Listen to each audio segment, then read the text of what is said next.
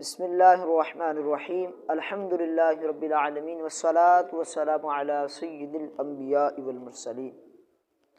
آج انشاءاللہ عز و جل ہم سورۃ العلق کی آیت نمبر 11 سے 19 تا ترجمہ اور تفسیر سننے کی سعادت حاصل کریں گے۔ بسم اللہ الرحمن الرحیم۔ اَرَأَيْتَ إِن كَانَ عَلَى الْهُدَى، بلا دیکھو تو اگر وہ ہدایت پر ہوتا، او امر بالتقوی، یا پرہیزگاری کا حکم دیتا تو کیا ہی اچھا تھا۔ ارائیت ان کان علی الہدی، بلا دیکھو تو اگر وہ ہدایت پر ہوتا۔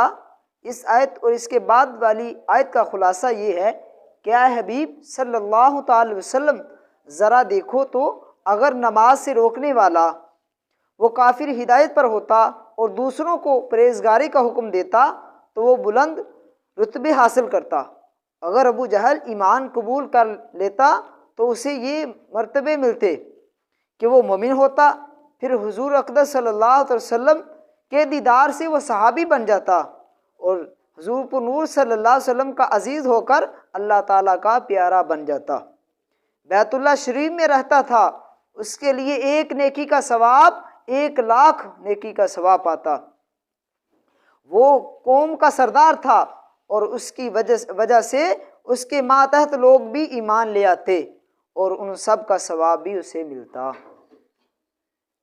ان آیات سے 3 باتیں معلوم ہوئی کہ گزشتہ لوگوں کی سرکشی میں غور کرنے سے بھی ہدایت نصیب ہوتی ہے۔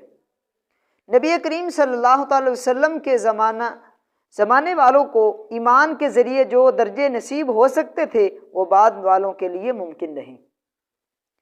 تیسرا، بڑا بد نصیب وہ ہے جسے اللہ تعالیٰ اچھا موقع دے اور وہ اس سے فائدہ نہ اٹھائے۔ اَرَأَيْتَ إِن كَذَّبَ وَتَوَلَّىٰ، بلا دیکھو تو اگر اس نے جھٹلایا اور منہ پھیرا تو کیا حال ہوگا۔ أَلَمْ يَعْلَمْ بِأَنَّ اللَّهَ يَرَىٰ، کیا اسے معلوم نہیں کہ اللہ دیکھ رہا ہے۔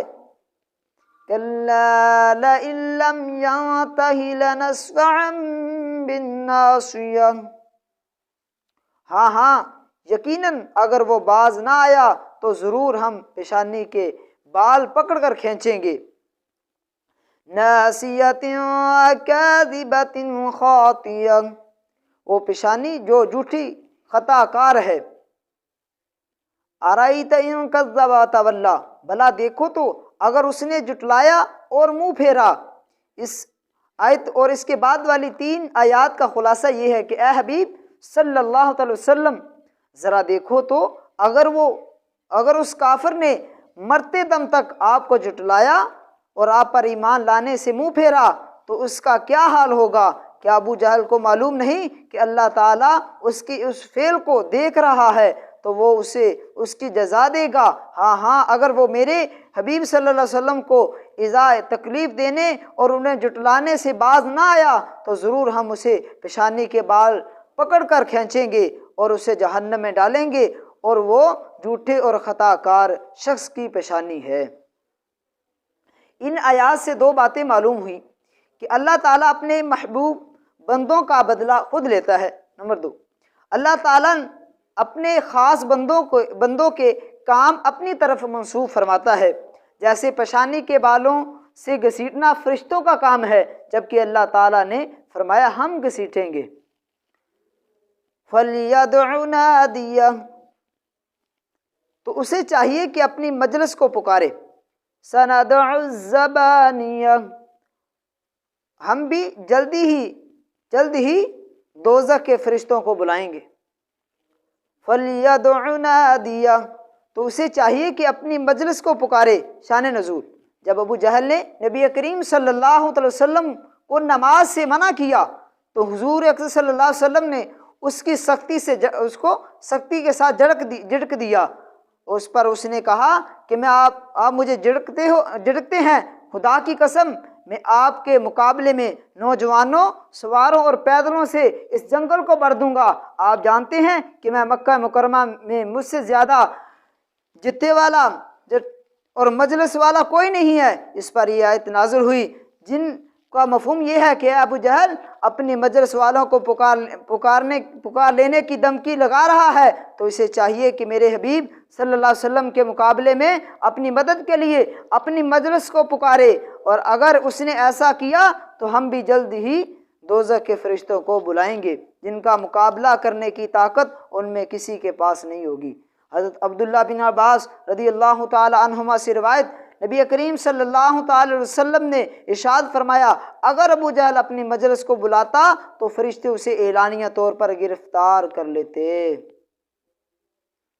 ان آیات سے تین باتیں معلوم ہوئی۔ حضور صلی اللہ تعالی وسلم اللہ تعالیٰ کے ایسے محبوب ہیں کہ آپ کا دشمن اللہ تعالیٰ کا دشمن ہے، کہ ابو جہل نے حضور پر نور صلی اللہ تعالی وسلم کو دھمکی لگائی وہ اپنی مجلس کے لوگوں کو بلا لے گا، تو حضور اکرم صلی اللہ علیہ وسلم نے یہ نہ فرمایا کہ ہم صحابہ کی جماعت کو بلائیں گے، بلکہ اللہ تعالیٰ نے فرمایا کہ ہم زبانیہ فرشتوں کو بلائیں گے۔ نمبر 2، نبی کریم صلی اللہ علیہ وسلم کی شان ظاہر کرنے کے لیے فرشتوں کی فوج آنے کو تیار ہے، ورنہ کفار کی ہلاکت کے لیے تو ایک ہی فرشتہ کافی تھا۔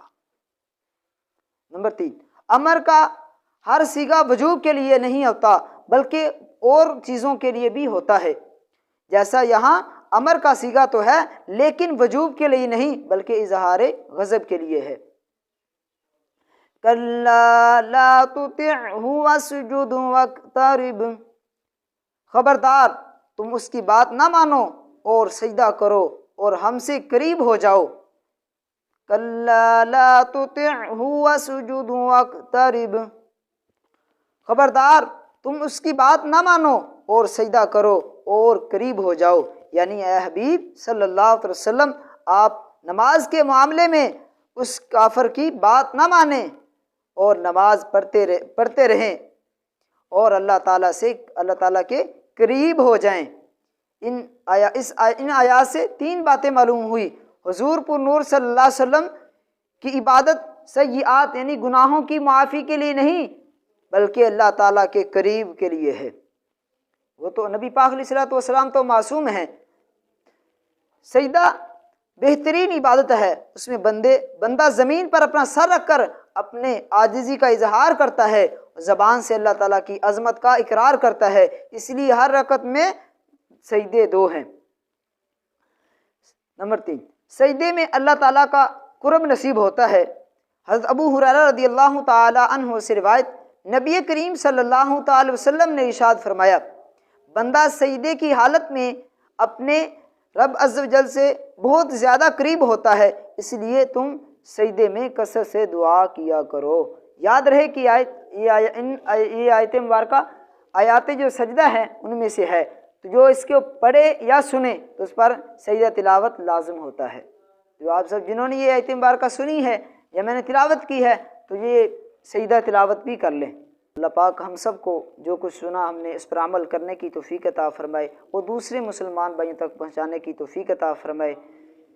اگر یہ میری ویڈیو آپ کو اچھی لگی ہو تو میرے اس چینل کو سبسکرائب بھی کریں، لائک بھی کریں، شیئر بھی کریں۔ جزاک اللہ خیرہ۔ اللہ پاک ہم سب کو ہر حال میں ہمیشہ مسکراتا رکھے۔